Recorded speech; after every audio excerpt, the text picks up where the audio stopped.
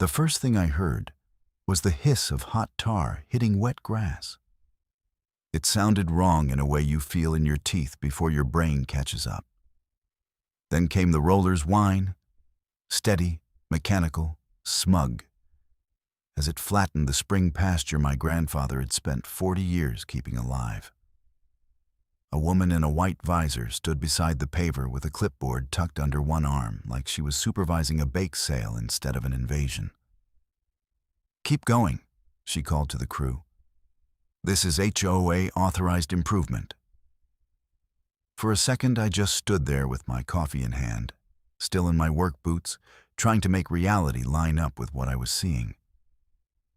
The morning fog hadn't burned off yet, and steam rose where the tar hit the wet earth. My fence line, was draped in orange mesh as if someone had decided my property was now a municipal project. Then Visor Woman turned, smiled, lifted one hand in a little pageant wave. Marlene Voss, Cedar Glen HOA President, keeper of neighborhood aesthetics, collector of grievances, self-appointed monarch of cul-de-sacs and mailbox paint colors. "Jordan," she shouted, cheerful as confetti, "don't worry, we're increasing usable community space." Usable community space. On my grandfather's pasture. I'm Jordan Brooks, 32, freshly repatriated to Cedar Glen after 12 years of not thinking about HOA newsletters or any newsletter, ever. I came back because my father died last fall, and the last 14 acres my family never sold were suddenly all mine to keep, lose, or disgrace. The original Brooks parcel had once been nearly 200 acres of mixed pasture and creek bed. Then came highways, then developers, then Phase 1 and Phase 2, and little islands of vinyl fencing spreading like lichen across old fields. Granddad sold in pieces when he had to, and refused when he didn't. He kept one section carved out and deeded separately as agricultural land, including the spring pasture where our cattle used to calve in April. "If you can protect water and grass," he used to say, "you can outlast most stupidity." That pasture wasn't decorative green space. It wasn't an unofficial dog park. It wasn't future amenity expansion. It was surveyed, taxed, and recorded as Brooks agricultural acreage. I came home planning a quiet life, repair fences, get the irrigation lines working properly, cut and bale hay, maybe sell tomatoes and sweet corn at the Saturday market if I could make the timing work. I wanted routine, not war. Especially not war with people who use bylaws like scripture and next door like a courtroom. But that morning, Marlene stood on my dirt and looked at me like I was late on rent. I crossed the lane, boots sinking at the edge of the field, and stopped 10 feet from her because one of the workers looked ready to accidentally back the roller closer if I got too near. "What permit is this under?" I asked.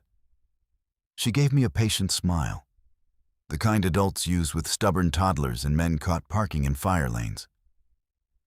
"Board Emergency Authority," she said. "Pool season starts in 3 weeks. We needed overflow parking." I stared at her. "You needed overflow parking, so you paved my pasture?" She tilted her head. "This tract has been treated as adjacent common use buffer for years."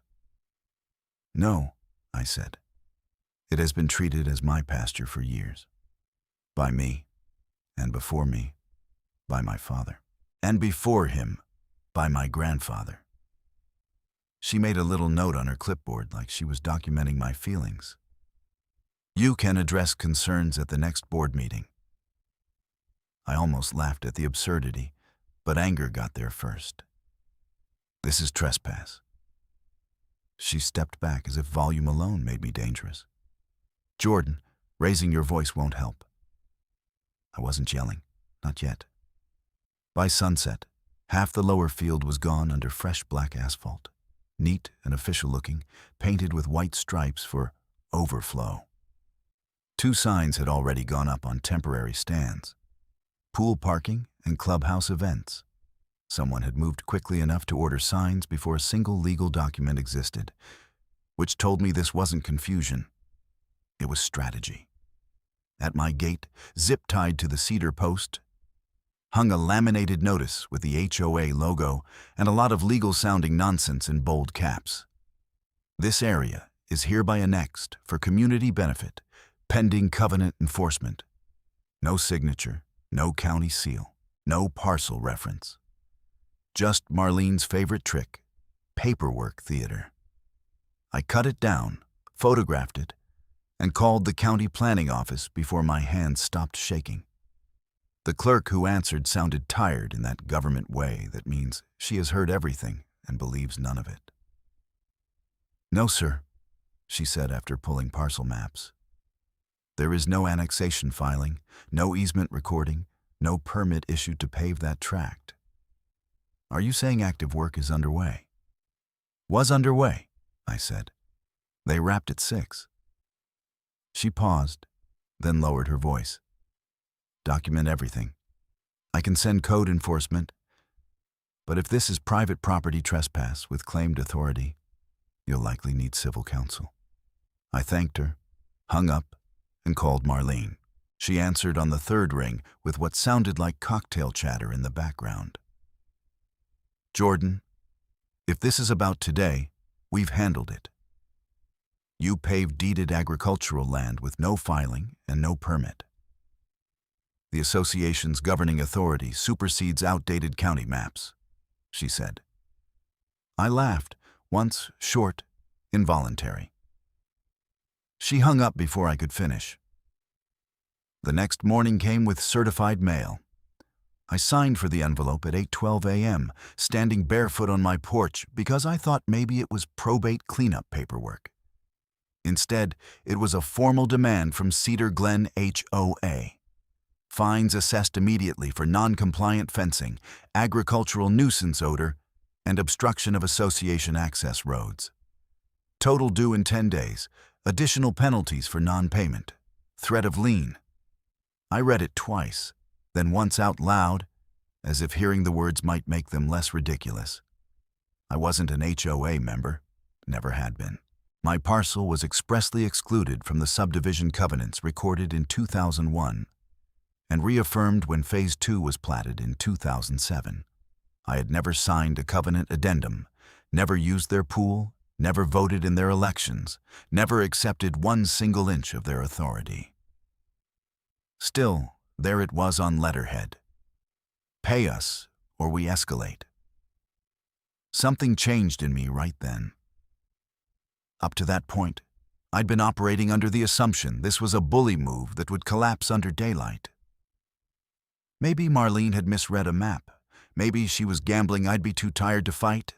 Maybe she thought I was a temporary heir who'd sell and disappear. But a certified fine letter told me this wasn't impulse. It was deliberate architecture.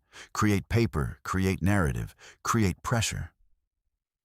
By 10, I'd spread half my family archive across the kitchen table. Deed abstracts, tax bills, survey maps, probate transfer, photos from before the paving, photos during, photos after. Granddad kept records like some men keep rifles, cleaned, labeled, and close at hand. His folders were dated in block letters and tied with fading cloth tape. Even now, dead 9 years, he was still the most organized person in the room. In one folder, I found an old note in his handwriting. "Never argue memory against paper. Paper wins in court." I called a local property attorney named Elena Ruiz, whose sign I'd passed 100 times but never needed. Her receptionist gave me a consultation slot that afternoon after I said, "Active trespass with fabricated HOA authority." When I laid everything out in Elena's office, the maps, the photos, the fake annexation notice, the fine letter, she read silently for a long minute, and then looked up with an expression that was half disbelief, half professional excitement. "Well," she said, tapping the HOA fine letter with a pen, "they've made this easier by being ambitious." "Am I crazy?" I asked. Or is this attempted theft? Civilly, it's trespass, damage, potential slander of title if they file a lien they know is invalid, possibly more depending on communications. Criminally, maybe some angles, but don't wait on that. She leaned back.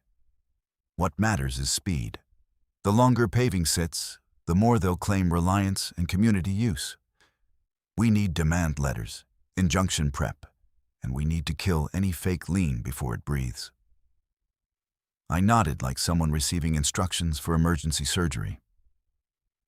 What's your objective? She asked. Get my field back, I said, and make sure this never happens again. She studied me. That second part is expensive. I know. I didn't, not really. But I knew enough. Word traveled fast in Cedar Glen. By dinner, 2 neighbors I vaguely recognized had messaged me, just trying to understand both sides. One of them asked if I could be flexible for community events. Another said the new parking looked really nice, and maybe this could increase everyone's values, including yours, including mine. As if I should be grateful someone had poured tar over a spring-fed grazing field my family paid taxes on for generations. By the weekend, the story had started to calcify in public. Difficult farmer blocks neighborhood improvements. Outsider returns and causes conflict. Angry man yells at volunteers. I knew the mechanics. If Marlene controlled the narrative long enough, facts would become disputed, and dispute would become permission. That was the real risk. Not just the lost grass, though that mattered. Not just the irrigation line now buried under asphalt, though that would cost thousands. Not just the immediate property damage, permits, legal fees, and work delays. Though those numbers were already ugly. The real risk was precedent. If I let this stand, even temporarily, then the next emergency authority would eat another strip of land. A fence moved 6 feet. A right-of-way invented where none existed. A board resolution replacing county records because enough people clapped in a clubhouse meeting. My grandfather's last holdout would become a cautionary tale about what happens when one person tries to stand against organized convenience. And beneath all that was something harder to admit. Guilt. I had left. I built a life elsewhere. I told myself I'd come back someday and help Dad more. And someday turned into funeral flowers and probate forms.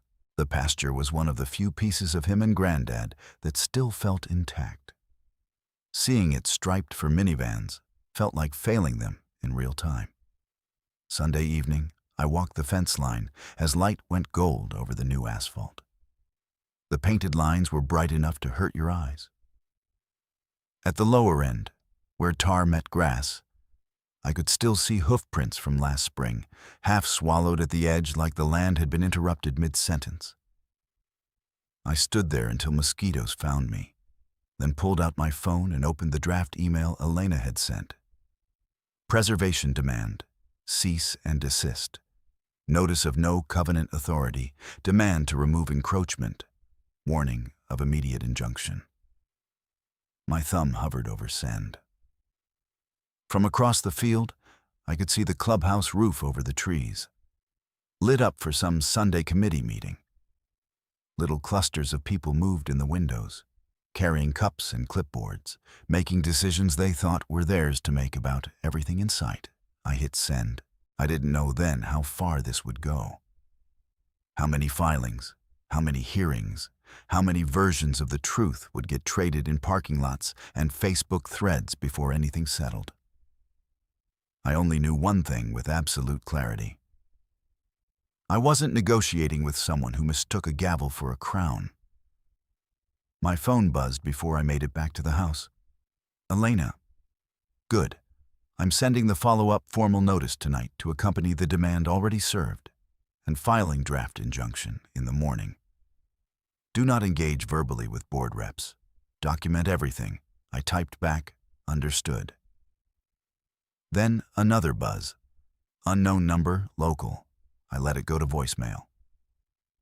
By the time I got inside, there were 3 more missed calls and 2 texts from people I didn't know personally but recognized by street name. Can we talk about parking compromise? And you're making this bigger than it has to be. That was Cedar Glen, in a sentence. You could have your land taken at 9 and be accused of poor conflict resolution by dinner. Monday morning started with a White County pickup rolling up my lane at 7:40. Code enforcement. A woman with a tablet and a windbreaker walked the paved section with me, photographed the signs, and asked who authorized the work. HOA president, I said. No permit. She nodded once, tight-lipped, like she was adding my case to a shelf full of similar madness. We can issue notice of unpermitted paving activity, but enforcement won't unwind title disputes. You need your civil action moving. It is moving. Move it faster, she said. At 10, Elena emailed me copies of 2 supplemental letters sent certified and by email to the HOA and Marlene personally. Cease and desist. Demand to remove encroachment, notice of non-membership and lack of jurisdiction. Litigation hold for all communications and board minutes. The language was sharp and clean, no theatrics. At noon, Marlene sent out a community blast. I got forwarded screenshots within minutes. Subject: clarification on temporary lot improvements. The board has acted under Emergency Amenities Authority to protect residents from unsafe parking overflow. One adjacent owner has responded with hostility and legal threats. We remain committed to community harmony and will not be intimidated by misinformation. No parcel numbers. No mention that adjacent owner was the landowner. No mention of permits because there weren't any. At 5:55 p.m., I walked into the monthly board meeting at the Clubhouse with a banker's box full of paper and Elena beside me carrying a yellow legal pad. The room smelled like coffee and lemon cleaner. Folding chairs in rows, residents in polo shirts and team hoodies.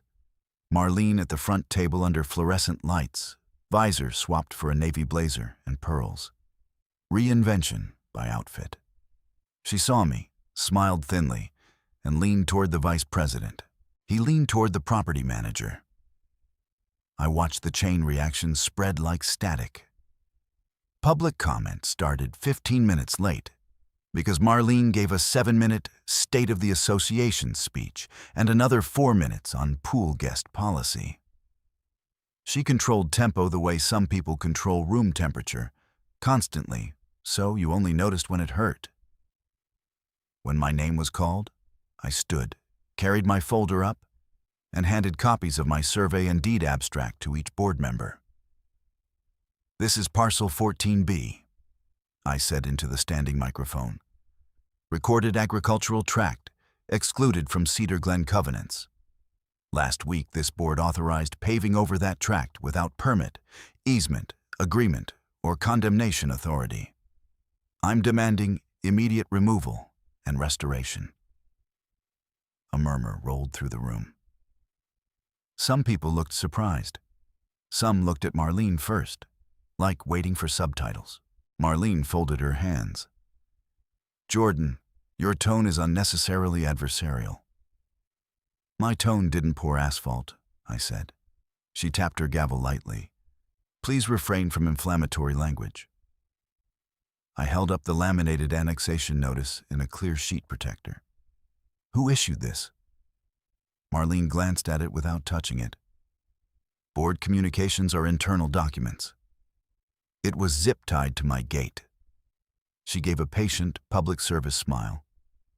As a courtesy, pending covenant enforcement review. Elena stood from the second row. For the record, my client is not and has never been subject to your covenants. Any representation otherwise is knowingly false. Marlene looked over Elena's head and addressed the room instead. As you can see, counsel has been retained. This is now a legal matter. We won't litigate here. Convenient. She'd spent a week litigating in email blasts. I tried to continue. Then vote now to stop work and remove... The mic went dead. I looked down, tapped it, nothing. The property manager was behind the AV cart pretending to check cables. Marlene sighed into her still-live microphone. Public comment time has concluded due to disruption. A few residents shifted uncomfortably. One older man in the back called out, "Let him finish."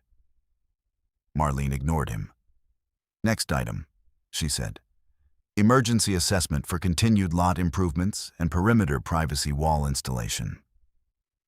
I actually laughed. Couldn't help it. "You're assessing people to build a wall on land you don't own?" "Security and visual screening," she said crisply. Motion on the floor. The vice president moved. Treasurer seconded. 2 hands up, 1 abstention, 1 no. Passed. She banged the gavel once. Approved. Elena leaned toward me and whispered, "Don't react. Let them build the record." I sat down so hard the chair legs squealed on linoleum. By the time we got to the parking lot, my jaw hurt from clenching. Elena stood under a flickering pole light and started dictating action items while I took notes in my phone.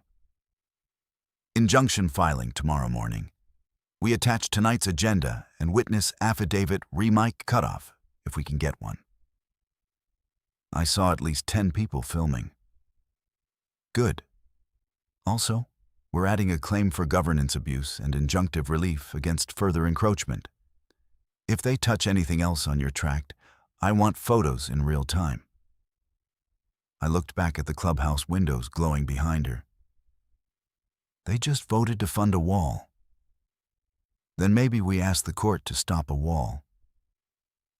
Tuesday, they staked orange flags along what they called the new perimeter, right through the edge of my remaining grass. Wednesday, a crew with a mini excavator came in from the subdivision side and cut a trench to lay conduit for lot lights. In the process, they sheared through one of my old irrigation feeds, and by afternoon, water was bubbling up from under the asphalt near Space 12 like the field itself was trying to breathe through a straw. I called Elena and sent video. She said, "Good footage. Bad day. Keep filming." I walked toward the foreman and asked for his permit set. He pointed at a clipboard in his truck. The permit copy was for clubhouse parcel lighting upgrade, no mention of crossing onto my tract.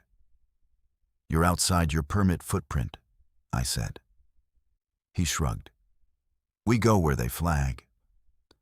By sunset, 2 men in neon vests in an unmarked golf cart started running what they called safety patrol, up and down my access lane, pausing at my gate to write notes on a pad.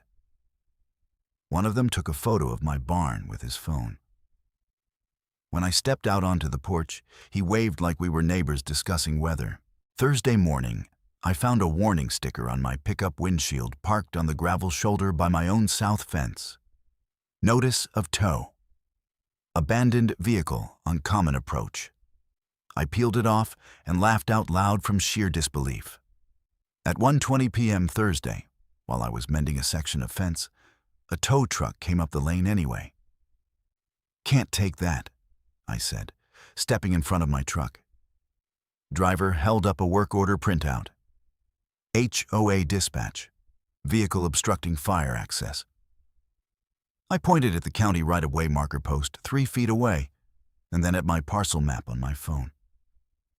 This is not their road, and this is not a fire lane. He squinted, uncertain, called someone, listened, then said, "Sir, I just do dispatch tickets." "You hook it. I call law enforcement and file conversion." He looked at my face, then at the house, then at the tow bed. "Let me verify." He sat in his cab for 6 minutes, then backed down my lane without another word. I thought I'd won a tiny battle until I checked my mailbox that evening and found a copy of a recorded claim of lien from Cedar Glen HOA for unpaid assessments, late fees, legal charges, and recovery costs. Total, $8,412.77. Recorded at the county clerk, against my parcel. Signed by Marlene. My vision tunneled for a second. I called Elena before I got to the house. She answered on ring 1. They filed it, I said. Send photo now. I did. She inhaled sharp enough I heard it through the phone. Okay, that's bad for them. Feels bad for me. Temporarily. This is facially defective and likely sanctionable. They've now gone from nuisance to bad faith clouding of title. I sank onto the porch step with the lien copy in my hand. Can they block me from refinancing operating credit with this on record? They can complicate it. We'll move to expunge and seek fees, also amending injunction motion tonight. Before bed, my inbox filled with forwarded HOA messages from residents who still had a conscience. Marlene's subject line this time. Delinquent adjacent owner action update. She called me a non-paying beneficiary of community infrastructure. Said I had long ignored obligations and was attempting to sabotage required safety improvements. Invited residents to submit incident reports if they felt threatened by aggressive conduct near lot expansion. Aggressive conduct apparently included standing on my own lane and asking contractors for permits. By Friday, strangers slowed at the end of my drive to stare. One woman with a stroller literally pointed at me while talking to a friend. 2 teenage boys shouted, "Pay your dues," from a golf cart and peeled away laughing. I knew none of them had looked at a single deed. They didn't need to. They had narrative, and narrative is easier than records. Elena filed everything anyway. Motion for temporary restraining order, motion to strike lien, request for sanctions preserving evidence and communications. She warned me hearings could take days or weeks, depending on docket congestion and how aggressively HOA counsel delayed. How much is this going to cost? I asked late Friday night, sitting at my kitchen table under one bare bulb with invoices stacked by my elbow. Honestly, yeah. More than should be necessary.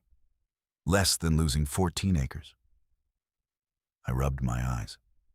I don't have infinite money. No one does. We prioritize.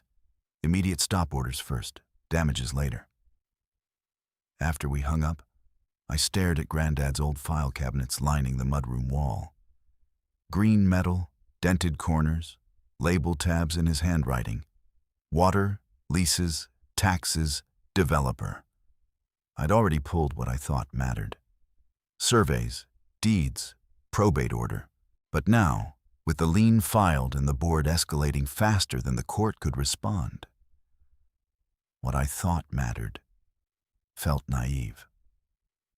Saturday rain pinned me indoors, so I started opening drawers one by one. Top left, fertilizer invoices from 1994. Bottom right, handwritten grazing logs. Middle drawer marked Developer/Phase 1. Correspondence with a company called Ridgeway Land Partners. Copies of plat drafts, utility easement negotiations. One angry letter about stormwater runoff ruining spring grass. I kept going. Behind a stack of canceled checks, I found a thick manila envelope with Clubhouse financing. Private written in marker and underlined twice. I sat down before opening it. Inside were photocopies and originals wrapped in onion skin paper. Recording stamps from 1998 and 1999. Legal descriptions, signatures I recognized from old plat documents, and one instrument title that made my pulse jump. Promissory note, Ridgeway Land Partners, to Harold Brooks, secured by deed of trust, on lot C1, Hot Clubhouse parcel. I read it once too fast, then again slowly. In 1998, when the developer ran short on construction funds for the clubhouse, my grandfather had privately loaned them money to finish the building and pool shell. Principal amount 6 figures. Interest schedule monthly payments for 5 years, then a balloon. The collateral was explicit. Clubhouse parcel improvements and associated lot rights via recorded deed of trust. Trustee named. Recording reference intact. Paper clipped behind it was a payment ledger in my grandfather's block handwriting. Dates, check numbers, amounts received. The entries stopped before full payoff. Final line circled in red pencil. Balloon not received. Notice sent October 12th, 2003. Under that, another document, addendum, protective covenant trigger. I leaned closer. If material encroachment, unauthorized paving, or structural extension occurred onto retained Brooks agricultural acreage as described in Exhibit B, lender could declare immediate default and accelerate remaining unpaid balance plus accrued interest.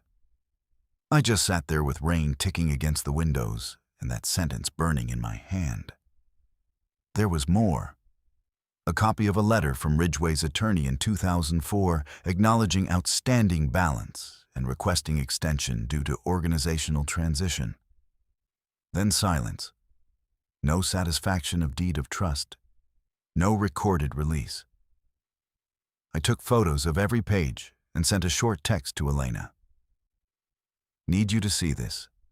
Tonight, if possible. She called in 4 minutes.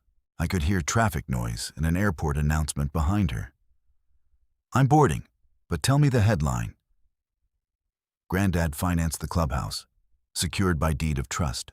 Looks unreleased. There's an acceleration clause tied to encroachment onto Brooks acreage. Silence. Then, send scans now, all of it. I sent 47 images. 15 minutes later, she called again. Voice completely different. Alert, almost disbelieving. Jordan, if these are genuine and recorded as indicated, this is not just defensive evidence. This is leverage. Leverage how? Potentially, you are a secured creditor on the clubhouse parcel through inheritance. I need title confirmation first thing Monday. Do not discuss this with anyone. Not even anyone. Monday at 9 a.m. I sat in a conference room at a title office across town with Elena and a title attorney named Samir Patel, who had a stack of printed chain of title reports and the expression of someone who enjoys finding hidden wiring in old houses.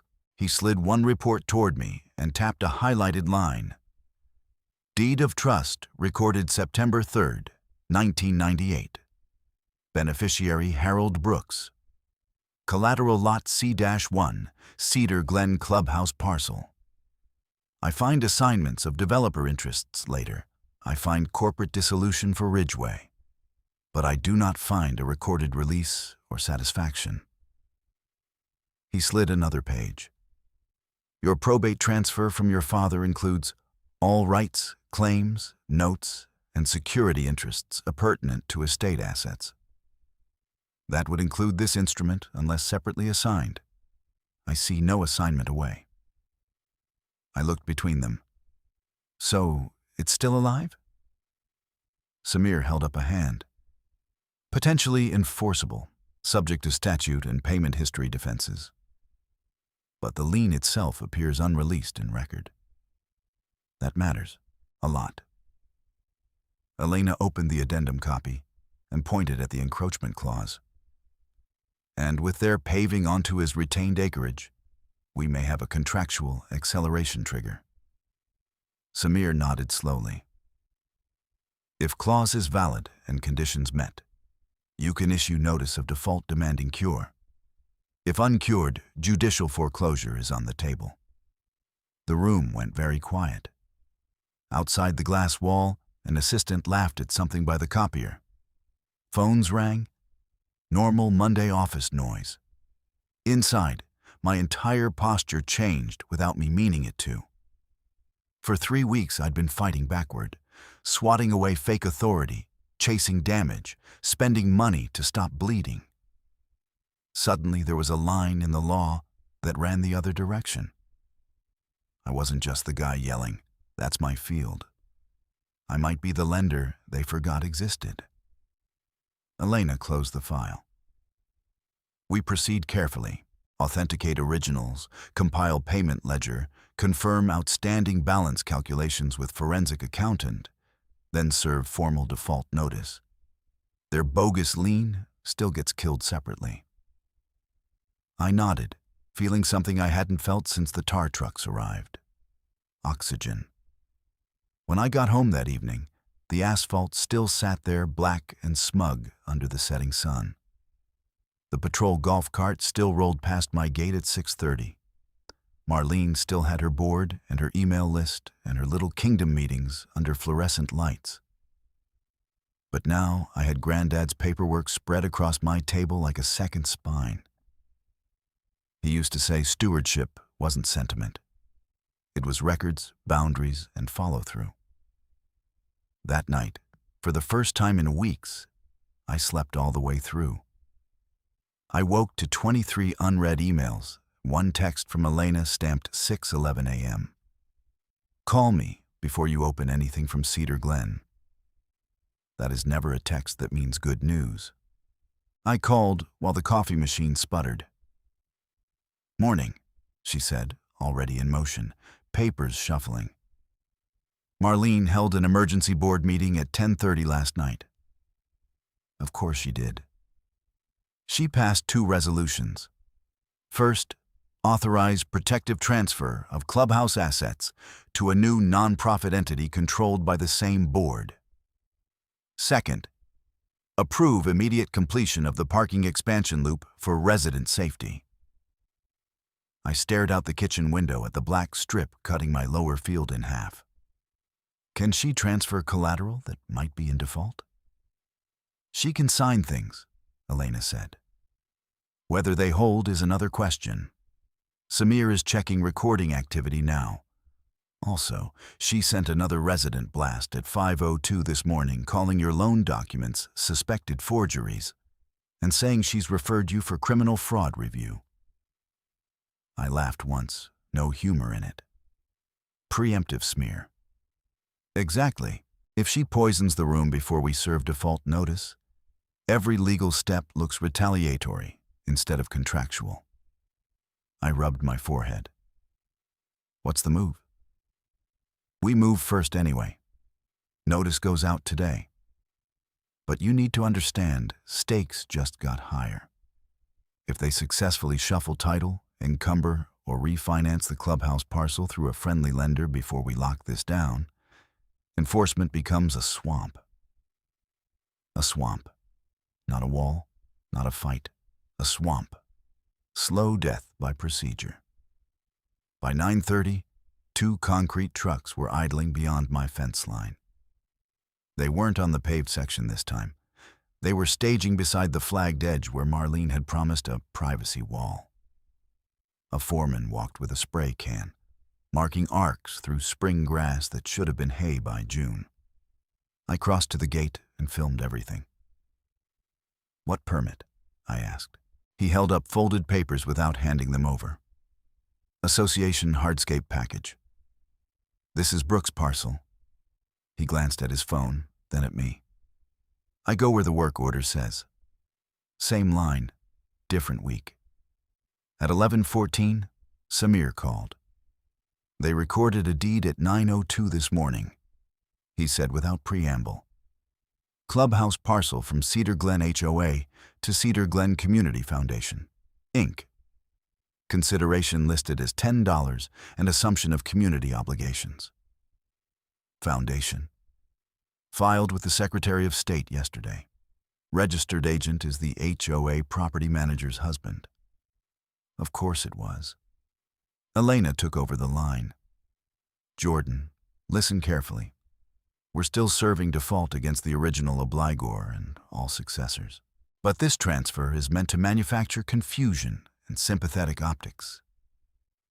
You're foreclosing on a nonprofit community foundation. It's theater with legal consequences. What can they lose if this works? I asked, though I already knew. Everything flips, she said. Your deed of trust leverage gets bogged down in successor liability litigation. Their fake lien sits longer. Your pasture damage becomes ongoing community reliance. And if they complete that wall, removal costs go up enough that a judge may opt for damages over restoration. Meaning, I might win on paper and still lose the grass forever. By lunch, the neighborhood Facebook group had screenshots of my grandfather's signature pulled from old plat records next to Marlene's caption. Spot the differences. Ask questions. People who had never read a note in their lives were zooming into pen strokes like forensic experts. At 2:03 p.m., Elena and a process server hand-delivered the notice of default to the HOA office, the new foundation, and Marlene personally. Unpaid balance, accrued interest, acceleration under encroachment clause, 30 days to cure. At 2:31 p.m., Marlene went live from the Clubhouse lobby. I watched from my truck with my jaw tight while she held up the first page and said into her phone, "We received extortion papers today from an adjacent owner attempting to seize community property based on fabricated antique documents. We will fight this attack." Hundreds of views before she finished speaking. By evening, two things were true at once. For the first time, my legal position had real teeth. And for the first time, Marlene understood I could actually bite. That was when she became dangerous in a different way. 3 days later, the hearing on our emergency motions should have stabilized the board's nonsense. It didn't. Courtroom 4B was packed. Me, Elena, HOA counsel in a navy suit with cufflinks shaped like gavels, Marlene in widow black, and a row of residents behind her wearing little pool blue ribbons like they were attending a fundraiser instead of a sanctions hearing. We argued first for expungement of the HOA lien. Elena was clean and direct. Non-member parcel, no covenant jurisdiction, knowingly false assessments, malicious cloud on title. She laid out county maps, recorded exclusions, and their own governing docs showing my tract outside association boundaries. Then HOA counsel stood and dropped a new exhibit packet on the lectern. Your Honor, before the court acts on extraordinary relief, we submit newly discovered records demonstrating the Brooks deed of trust was satisfied years ago. He handed up a document titled Full Satisfaction of Deed of Trust with a notary seal dated 12 days earlier, signed by someone listed as former managing partner, Ridgeway successor. My stomach dropped so hard I felt it in my knees. Elena objected immediately. Foundation, authenticity, hearsay, chain defects. But the judge still took the exhibit for limited review. HOA counsel kept going. At minimum, title is disputed. Plaintiff's threats of foreclosure are coercive. We request reciprocal injunctive relief, prohibiting further collection actions or interference with association parking operations pending full adjudication. Interference with association parking operations. On my land, the judge frowned at both tables, asked rapid questions, then ruled from the bench. Temporary freeze on enforcement actions by both sides related to contested debt instruments. HOA prohibited from new construction beyond current footprint, pending evidentiary hearing. Existing paved area status quo for now. Motion to expunge lien taken under advisement pending supplemental briefing on the newly produced satisfaction. Status quo. The word sounded neutral. It wasn't. Status quo meant asphalt stayed. My access remained contested. Their lien stayed on record another few weeks at least. And now the one weapon that had shifted the balance, foreclosure pressure, was frozen until we proved that satisfaction was fake. Outside the courtroom, Marlene stopped for cameras she had somehow arranged to have there. "We welcome the court's balanced approach," she said, chin lifted. "No one gets to weaponize old paper against families." Elena pulled me toward the stairwell before I said something expensive. In the parking garage, she leaned against a pillar and closed her eyes for one full breath. "We're not dead," she said. "But this is a setback." "How bad?" "Bad enough that we now need forensic ink, notary challenge, and corporate authority tracing on that satisfaction. Time and money." "How much money?" She gave me a number. I laughed, because if I didn't, I'd put my fist through concrete. That afternoon, my ag lender called about my seasonal operating line renewal. "We see an unresolved association lien and active litigation clouding collateral," he said in banker calm voice. "Underwriting is pausing disbursement, pending resolution. I need that line for seed and feed this month." "I understand, Jordan. I'm sorry." By 5, the equipment dealer canceled my hold on a used baler I'd put a deposit on. Couldn't wait through uncertainty. Sold to another farm 2 counties over. By 7, my seed supplier moved me to cash-only terms. I sat at the kitchen table with bills spread out and realized this wasn't abstract anymore. This wasn't just principle or memory or not letting a bully win. If the line stayed frozen and hay timing slipped, I'd lose the season's revenue. If I lost the season, legal fees came out of land reserves. If reserves went, then every "I'll never sell" promise got thinner. That night, I opened the mudroom cabinet where Dad kept old emergency cash envelopes. Empty, except one with $78 and a faded note in his handwriting. "For fence staples / don't borrow stupidly." I put the envelope back and sat on the floor like a man who had run out of vertical options. For the first time since finding Granddad's loan file, I thought, maybe Marlene doesn't need to beat me in court. Maybe she just needs to keep me bleeding until math does it for her. I didn't sleep much after that. Elena sat in her office long after everyone else left. Lights off except her desk lamp and the blue wash from her monitor. The courthouse order was open on one screen, the scanned satisfaction on another, and a voicemail transcription from Jordan on her phone that said only, "Lender froze the line. Call when you can." She didn't call right away. Instead, she pulled open the bottom drawer of her filing cabinet and took out a thin red folder she almost never touched. The tab read, "Morales / 2013" in her own younger handwriting. Her father's foreclosure. Different county, different law firm, different facts. Same feeling in the chest. Paperwork arriving like weather, each page technical and polite and devastating. Back then, she'd been in her 2nd year as an associate. Convinced competence could outrun power. It couldn't. A procedural delay, a forged endorsement they never proved in time. A temporary status quo that lasted long enough for auction day to come and go.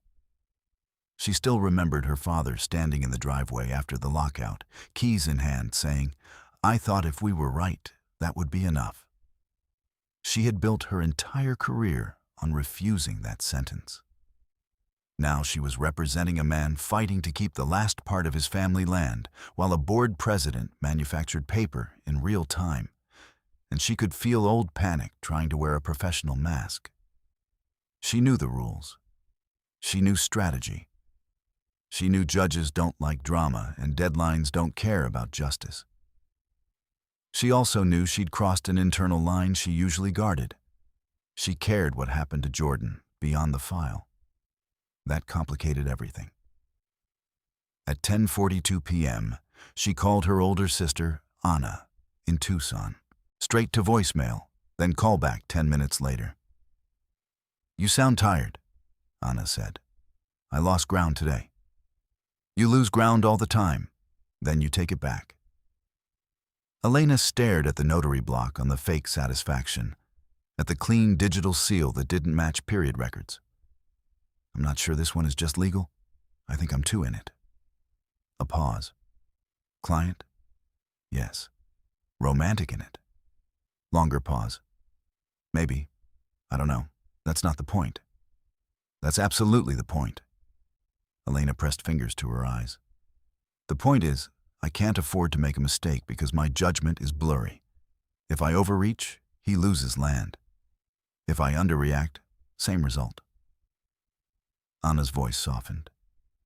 Then don't do heroics. Do process. Bring in co-counsel if you need distance. You taught me that after Dad. Elena swallowed hard at Dad. I told Jordan we had oxygen. Then court froze the one tool we had. You gave him truth with hope, not guarantees. When the call ended, Elena sat in silence for a minute, then opened a new email to Jordan. I need to tell you something important tomorrow, in person. Not bad news exactly, boundary news. I'm bringing in specialist co-counsel for document authentication litigation. It protects your case, also protects us. She hesitated, then added, We're still in this. She hit send, leaned back, and let herself cry for exactly 30 seconds. Quietly, efficiently, like billing time she couldn't invoice. Then wiped her face, reopened the file, and started drafting subpoenas for the notary journal. The crisis landed 48 hours before the cure deadline in our default notice. I was in the south pasture fixing a gate hinge when 3 sheriff's deputies rolled up. Lights off but unmistakable, followed by 2 SUVs and Marlene's white Lexus. My pulse spiked. Lead deputy stepped out, polite but formal. Mr. Brooks, we're here to keep the peace during execution of a court order. He handed me a stamped packet. Emergency order from a duty judge, granted ex parte at 8:17 a.m., based on affidavit from the Cedar Glen Community Foundation alleging imminent risk of hostile seizure attempts and threatened disruption of essential neighborhood services. It authorized temporary restricted access around the Clubhouse parcel and connecting approach to preserve public safety. Connecting approach included the lane segment my equipment used to reach the lower pasture. What threatened seizure? I asked. I haven't touched their building. Deputy gave the universal look of people paid not to litigate roadside. Sir, I enforce what's signed. Behind him, contractors started unloading temporary chain link panels and concrete blocks. Not on the clubhouse lot, across the neck of my access lane where it narrowed near the old pecan tree. They were building a controlled gate point with private security signage while deputies stood witness. I called Elena, straight to voicemail, called again, texted deputies here. Ex-party order, they're blocking lane now. No response for 12 minutes that felt like an hour. Marlene approached in a cream raincoat, hands clasped, expression almost sympathetic.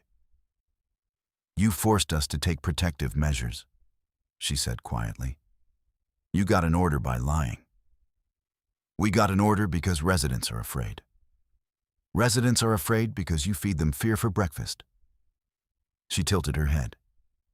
You should have sold when your father passed. This would all be over. There it was. Not parking, not safety, not harmony. Territory. Elena finally called back, breathless. I'm at federal court, just saw your texts. Do not cross that barrier. Do not touch workers. I'm filing to dissolve immediately. They're cutting my lane.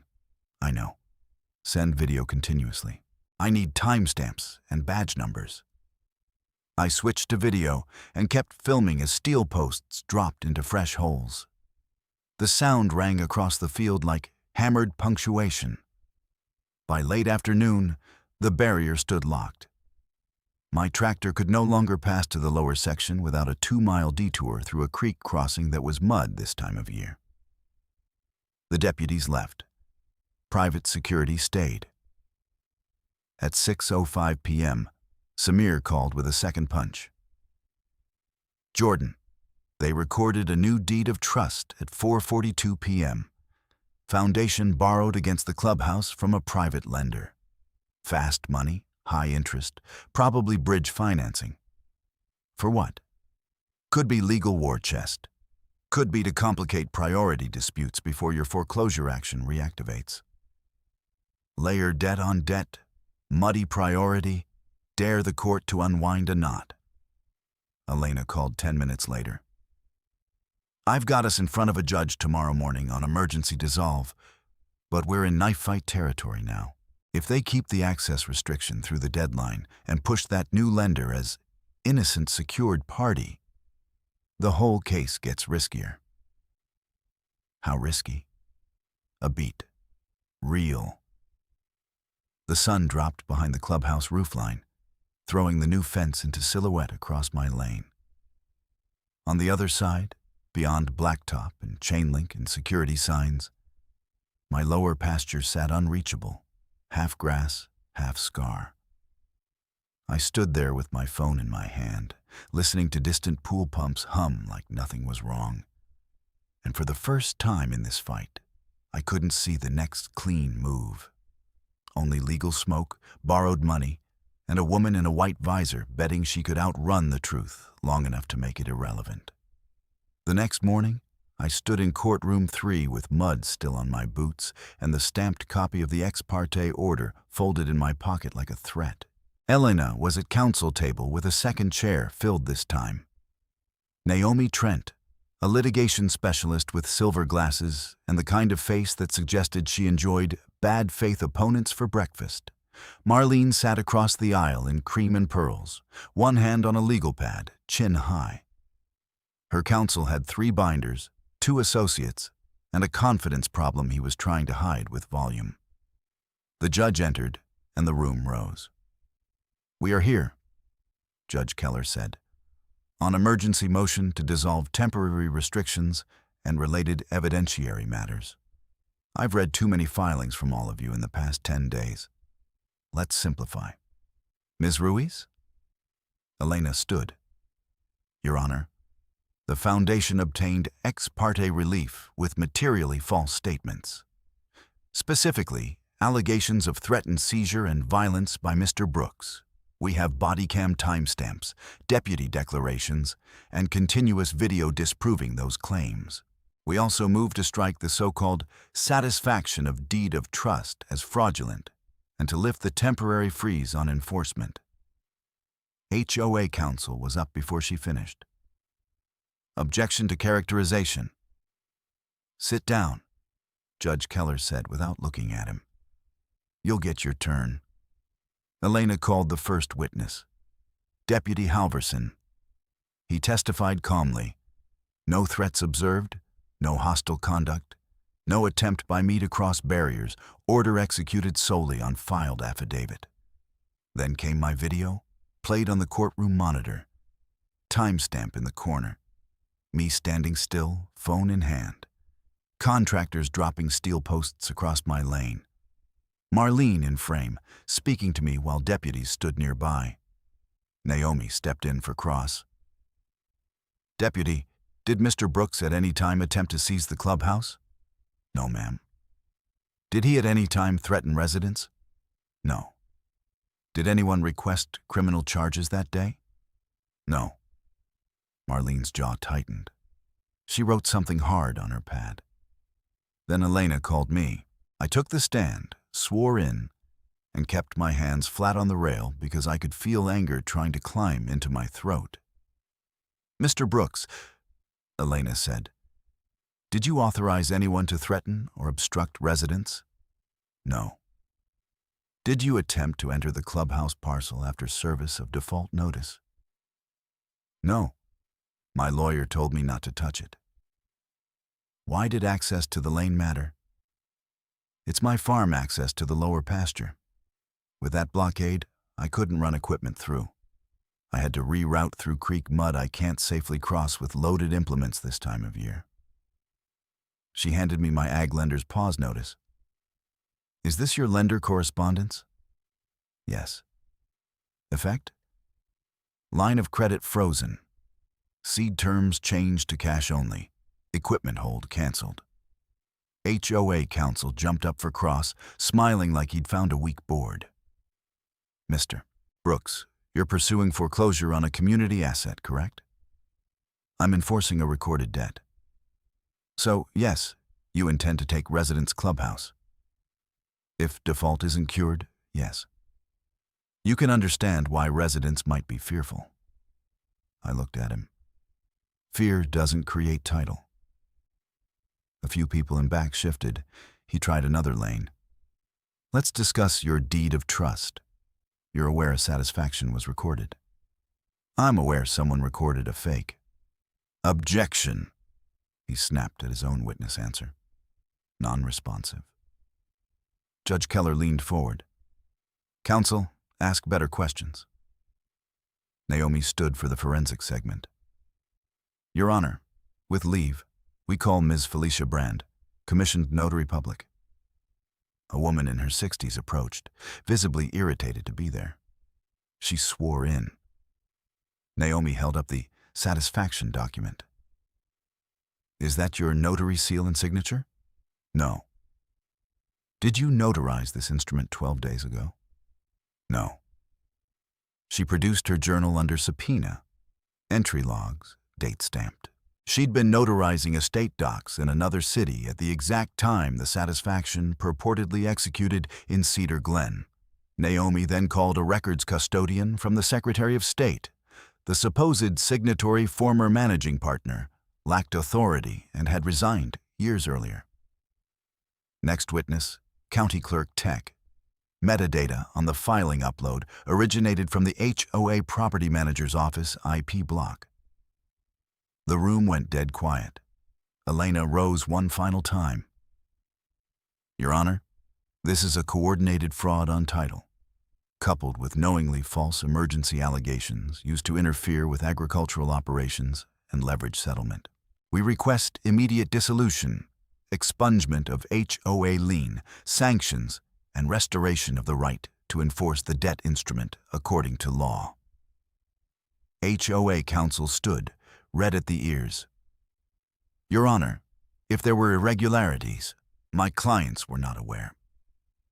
Judge Keller cut him off. Counsel, your client's registered agent's office uploaded a forged satisfaction, and your ex parte affidavit alleged threats contradicted by law enforcement and video.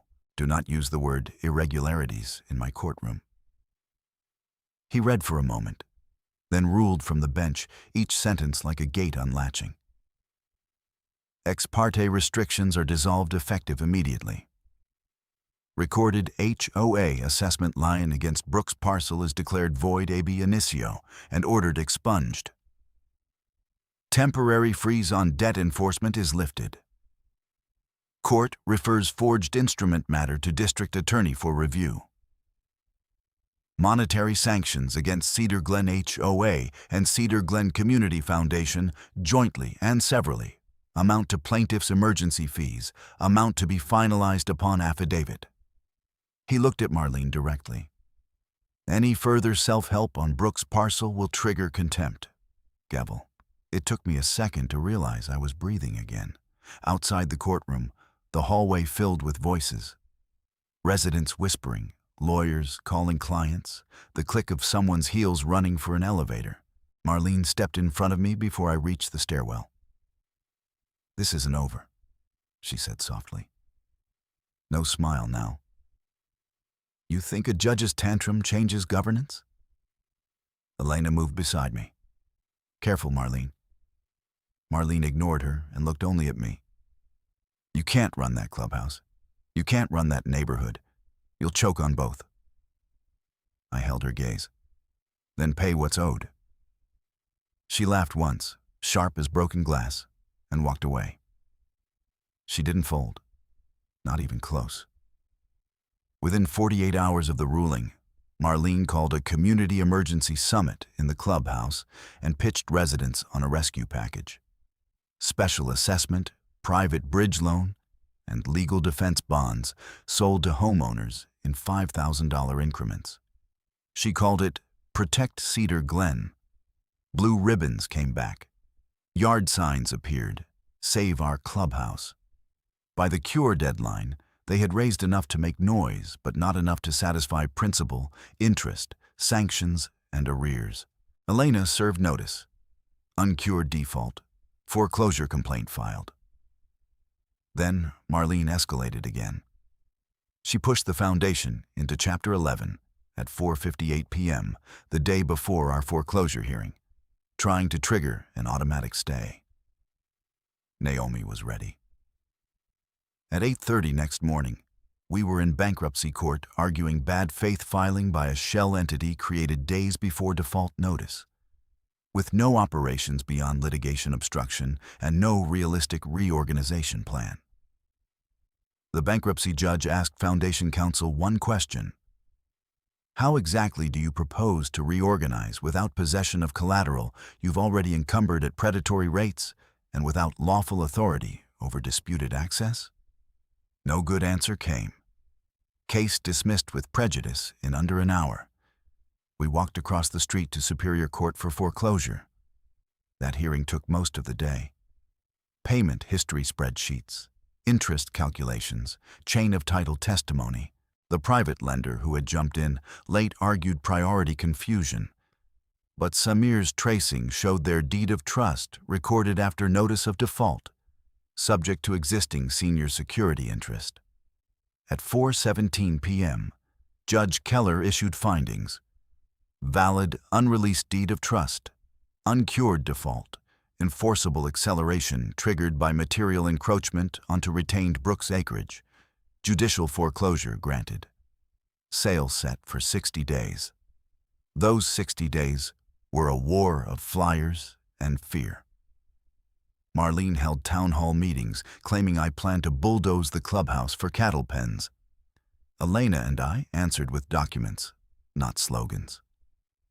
We mailed a plain language packet to every homeowner: court order excerpts, parcel maps, debt ledger, and one page titled, "What Happens at Foreclosure Sale."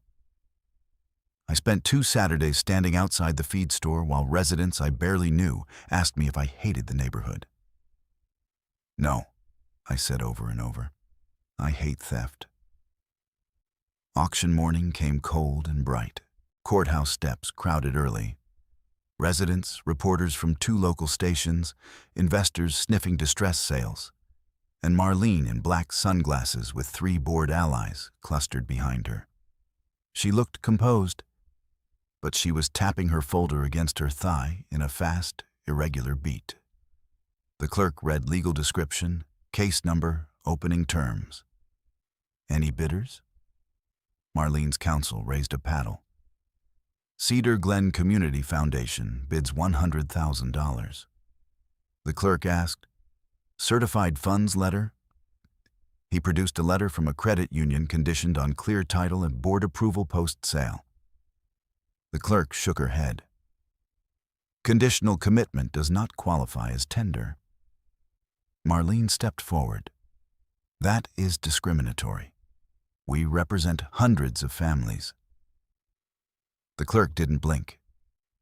Do you have qualifying funds today? She turned to the crowd. We had commitments. We were promised. Miss Voss, the clerk said, this is an auction, not open comment.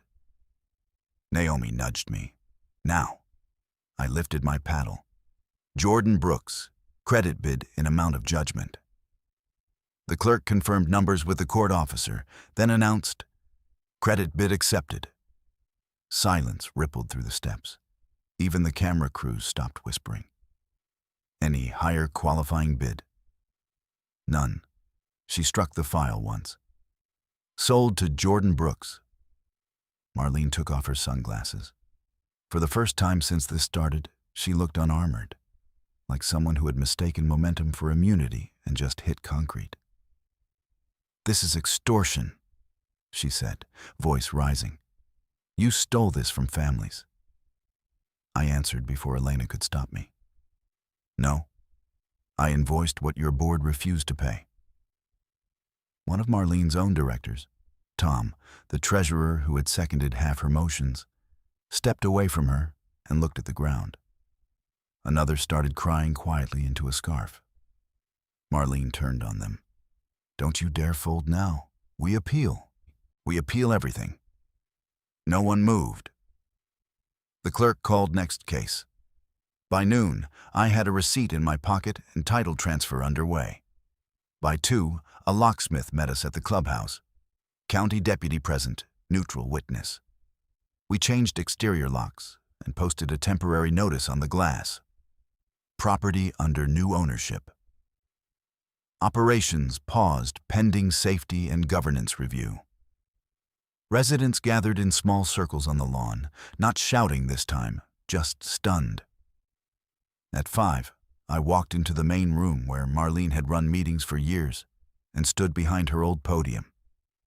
Same fluorescent lights, same lemon cleaner smell, different gravity. I tapped the microphone. It worked. "I'm not here to close your pool forever," I said to the room. "I'm here to end the part where one board acted like county law was optional." Murmurs, folded arms, a few outright glares. I held up 3 packets and handed them to the temporary receiver we'd asked the court to appoint for transition. Here's what happens next. First packet. County restoration order for my pasture.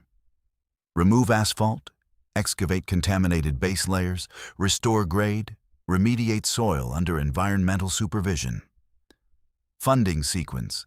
HOA reserves first, then lawful special assessment if needed. Second packet. Proposed leaseback agreement for clubhouse use. Fair market rent, 5-year term, renewable. Third packet. Conditions. Independent board election, supervised by outside manager. Open books quarterly. No conflicts of interest with vendors. Recorded boundary acknowledgement permanently barring HOA claims on Brooks acreage. A man in a Cedar Glen Sharks sweatshirt stood. "So we pay rent now? To you?" "Yes." "That feels like punishment." "It's math," I said.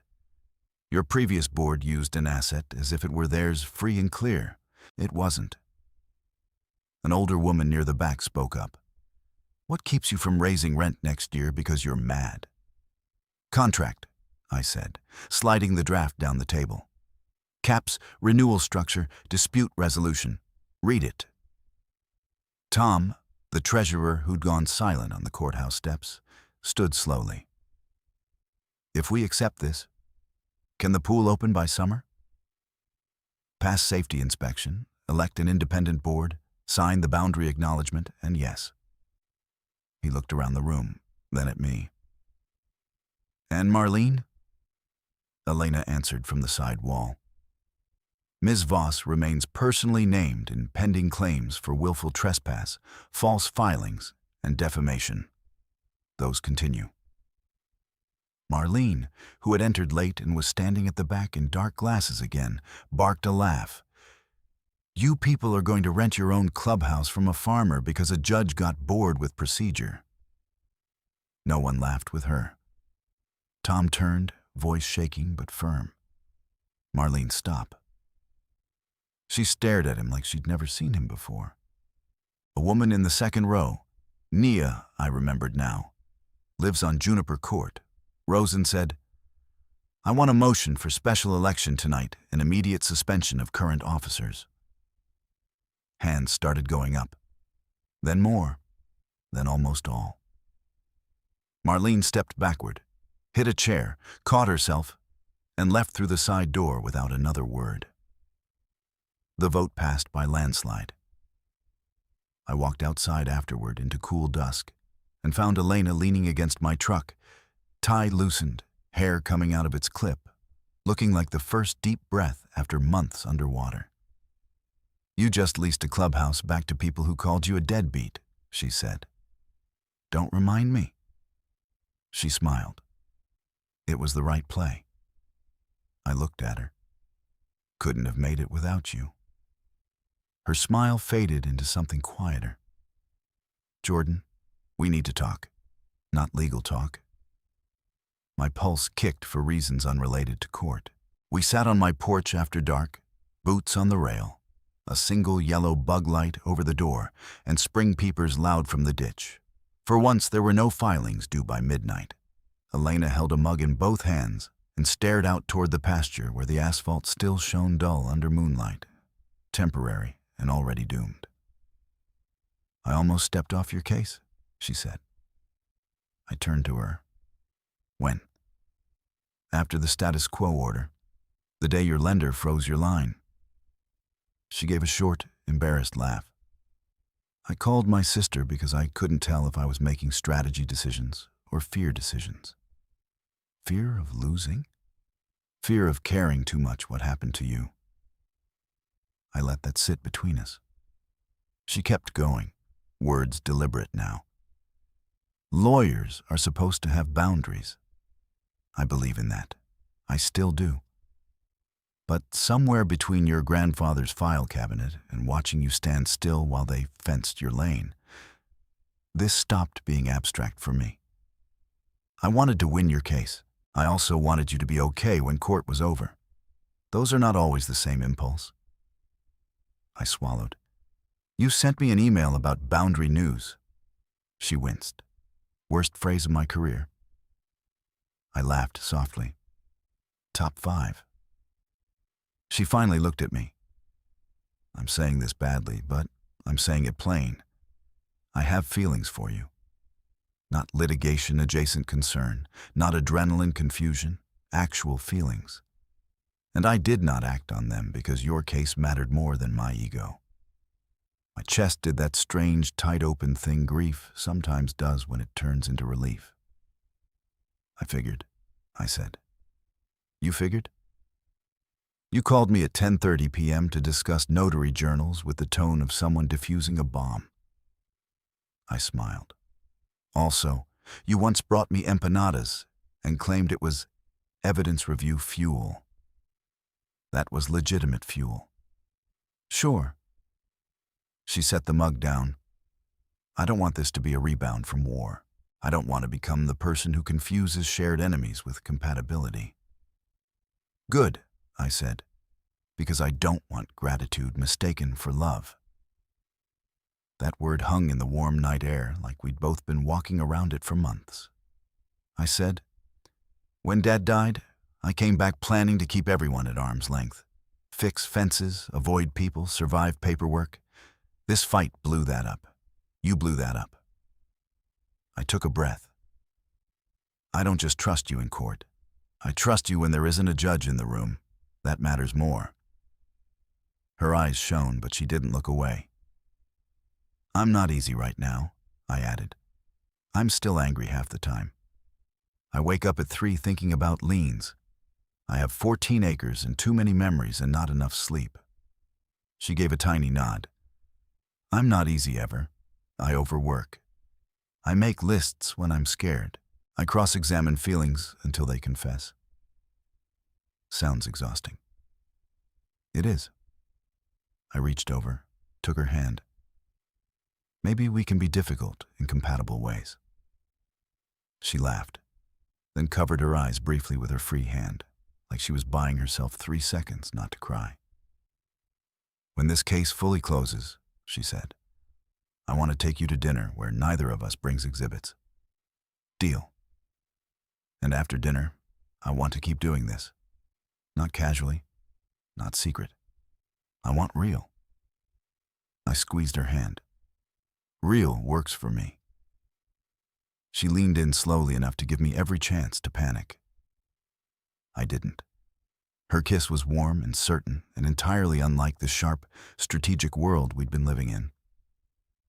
When we pulled back, she rested her forehead against mine and whispered, half laughing, "For the record, Mr. Brooks, this is the first agreement tonight I'm signing without red lines." "Accepted as drafted," I said. We sat there a long time, fingers intertwined, listening to frogs and distant highway hum, while the old war finally started to feel like something behind us instead of inside us. Saturday, 6 weeks later, I stood at the edge of the lower pasture with county soil and water and watched a milling machine chew up the last strip of HOA asphalt. The sound was a deep, mechanical grind. But underneath it, I could hear spring water again, running where it was supposed to run now that the base layer had been cut open. Chunks of blacktop moved up conveyor belts into dump trucks. White parking stripes vanished into rubble. Nia from Juniper Court walked up in work gloves and a Cedar Glen volunteer shirt. "Where do you want these boundary posts stacked?" I pointed to the fence line. "By the Cedar Gate. Thanks for helping." She grimaced toward the machine. I still can't believe she did this. She believed she could. At 10, under a pop-up canopy by the clubhouse entrance, the new board signed the lease back. Tom had not run again. Nia won secretary. A retired CPA named Lionel won treasurer and insisted on open books projected on a screen at every meeting. Elena stood beside me as signatures dried. Lionel slid a second document across the table. "Recorded boundary acknowledgement. Legal descriptions attached. We file this at noon." I signed. He signed. Nia signed as witness. Done. Inside, the bulletin board where Marlene's glossy notices used to be now had plain paper agendas and a volunteer sheet for creek cleanup day. At noon, we drove to the clerk's office and watched the acknowledgement get stamped into permanent record. A hard thump of metal seal. No theatrics. Just law doing its quiet job. Marlene didn't attend any of it. I heard later, in a courtroom on a rainy Tuesday, she lost her motion to dismiss personal liability claims. The judge used the words willful trespass and reckless disregard for truth on record. She sold her house before fall and then moved out of Cedar Glen without farewell cupcakes or one last manifesto. Good. That evening, I loaded crates of tomatoes and sweet corn into my truck for the Saturday market. Elena arrived in jeans and a cedar green sweater, carrying 2 coffees and a stack of blank price cards because apparently dating me now included produce logistics. "You spelled heirloom wrong on all of these," she said, handing me a marker.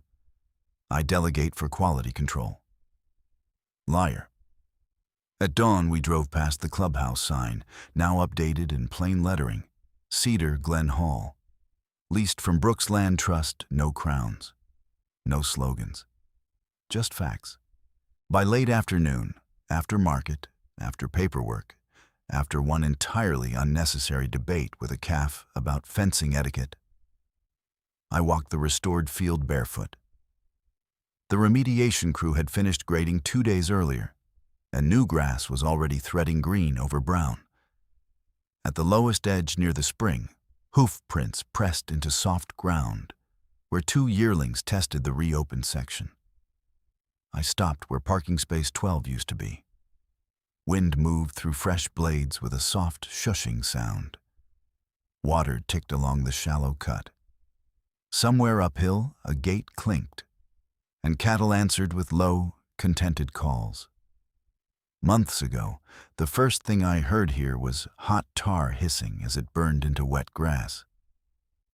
Now it was irrigation mist and spring water, breathing. Granddad had been right. Patience when possible. Paperwork when necessary. I stood there until the light went honey gold over the pasture, then turned toward home, toward 14 acres that were still ours, toward a woman waiting on my porch with takeout and red-line jokes, toward a future built not on somebody's claimed authority, but on boundaries held and promises recorded.